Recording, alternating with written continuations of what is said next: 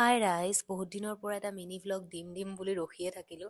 আজি ফাইনেলি সেই দিনটো আহিলে। চ' এয়া মই এটা মোৰ ৰিয়েলিষ্টিক মিনি ভ্লগ আপোনালোকৰ লগত শ্বেয়াৰ কৰিব ওলাইছোঁ। এয়া পুৱা উঠি বজাৰ কৰি আনিলোঁ।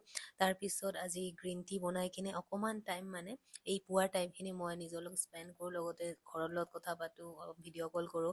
যিহেতু তাৰপিছত বাকীখিনি মোৰ অৰ্ডাৰৰ কাম আছে, সেয়া কৰিব লাগিব। চ' সেয়া ভাত বনাই ল'লোঁ আগতে। একচুৱেলি ভাত নহয়, আজি মই বনাইছোঁ খিচিৰি। যিহেতু বতৰটো বহুত ঠাণ্ডা পৰিছে, তো সেই খিচিৰি খালোঁ। লগতে আজি বহুতখিনি অৰ্ডাৰ আছিলে মোৰ। ইয়াতে মই ঠেকুৱা বনালোঁ। ঠেকুৱা বুলি নকওঁ দেই এইটো, কাৰণ প্ৰপাৰ ঠেকুৱা নহয় এইটো।